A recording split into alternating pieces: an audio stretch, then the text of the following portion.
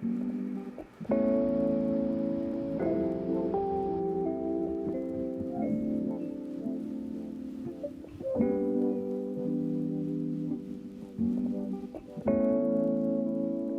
everyone, welcome back to my channel. If you are new here, my name is Ivy and I love to do videos about bags, fashion, and style.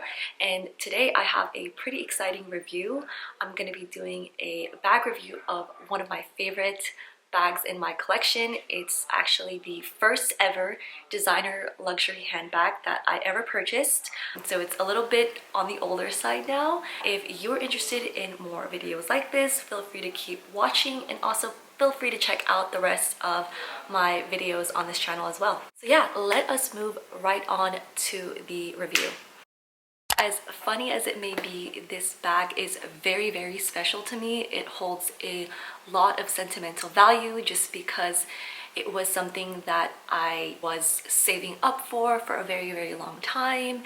And it was also my big girl first real job treat for myself. And it's also one of the top reasons why I don't see myself ever letting go of this particular purchase. Here she is. It is a Saint Laurent bag, and I have tried to keep everything in mint condition. I think I still also have the little actual shopping bag that it came with. So just a little bit of background, I did purchase this item in Hawaii in 2017-ish, I believe. And so yeah, it's about 5 years old now. And I actually purchased it during the same time as the YSL tote bag that I did another review about. But I purchased this one first, and then that was kind of more of my impulsive purchase, which we don't do that anymore. That was a little crazy for me at the time to do. But anyways, here she is. This is the little dust bag that it came in, and just pull her out. Wow. Absolutely gorgeous still. It's one of my favorite pieces. It is the Nano sac de jour in the color black in 100% smooth calfskin leather. So yes, as you can see, it's very, very smooth. And this particular design originated in either 2012 or 2013 when Heidi Slimane, if that's how you pronounce his name, was still the creative director at Saint Laurent. And you know, he was really known for his more grungy and just bold and edgy type of designs, which is interesting because when he designed this bag, his idea was to make this the modern take on the Birkin. And I could definitely see the inspirations when it came to sort of designing this particular style. Similarly to the Birkin, it has a very minimalistic design. You know, you could see the beautiful top handle here in addition to the removable straps, which allows you to wear it crossbody. The sac de jour comes in 4 different sizes, which is the nano, the baby, the small, and the large.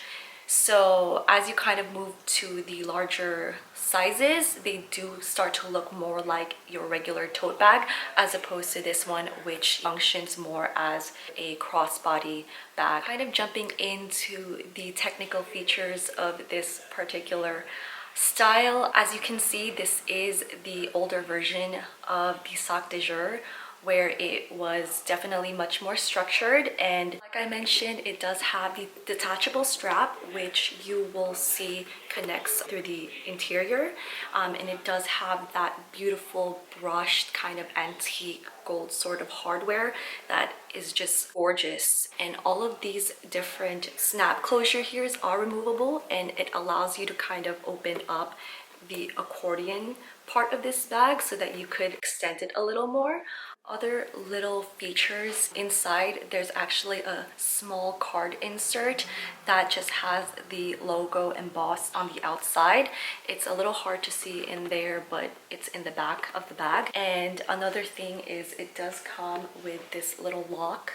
I've just removed it because it's not really very useful, and it also comes with the key. That's the key here, and then it has that little lock situation. To be honest, I'm not really quite sure what the function of this is. I think it was just more for the overall design, but it's just something that came with the bag itself. Lastly, I do want to note that in the bottom of the bag, it does have these little feet, which I find very, very useful, and these are super helpful. It allows you to set it down and not be worried about the leather in the bottom touching anything weird or getting scratched. So I always really loved that about this bag. I thought it was a very practical function to have. So yeah, that is pretty much it in terms of the technical features and designs of the bag. So starting off with the cons, so we could end on a good note.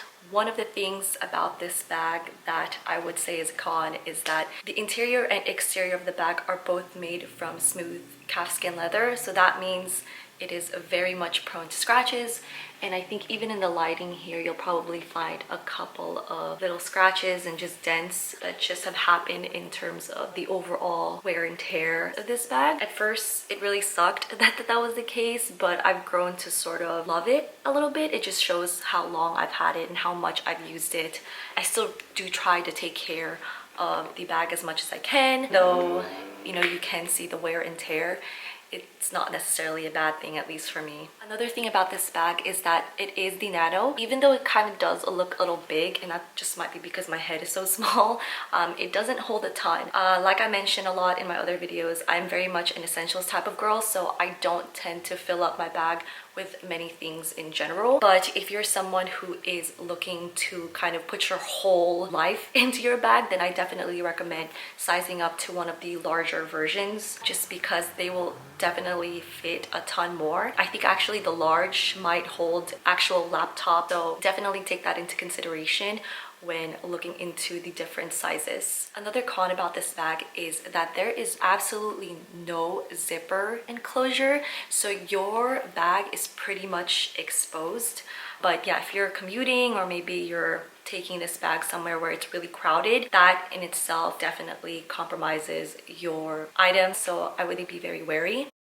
In terms of the actual pros, one of the things I love about this bag is how versatile it is. So it functions very easily from an evening bag because of its size, but also as a day bag. You know, again, if you're not someone who carries a ton of stuff, this could easily be sort of your day bag. One of the situations I love using this for is if I'm running errands, going out on the weekends, also even taking it on vacations, just because I like to travel light and I don't need a lot of stuff, so everything that I need actually fits in this particular size. Another pro that kind of goes into the whole versatility aspect is that the straps are detachable, so if you're trying to use it as an evening bag, you can take off the straps and just use a top handle, which is honestly really cute, kind of spices up and, you know, makes your outfit look a little more different, and that's kind of the ways in which I've styled this particular. Lastly, I do love this bag's very structured sort of look. I think it's super classic and timeless, and it's one of the defining pros why I love this bag so much, and it has easily become a staple in my closet. I cannot imagine getting rid of it or selling it because it's just super easy. The versatility and just the functionality of this bag has really served me well in the years that I've owned it, and I'm a really big fan. What more can I say? For the last part of this video, I guess we can talk about whether this bag is worth it to purchase in 2022. And you know, for me, I think it's such a beautiful and again timeless piece that I would probably purchase it again in 2022. I know the price has increased a lot now, and it just makes sense because, you know, over the course of the last few years, definitely the prices of materials have changed and things like that, but I do think that the design is still quite beautiful and definitely deserves its spot as one of YSL Saint Laurent's more permanent pieces to their collection. And they've come out with so many different new colors and styles, so I love to see the different varieties and ways in which people have been wearing this particular style. There are a few colors that I have had my eye on. I think going with sort of the black and gold combination is a pretty safe bet. It's very useful in terms of styling different outfits. So if you are looking to purchase this bag, I would recommend maybe going for a neutral type of style, just so that you can really make the most out of styling this bag.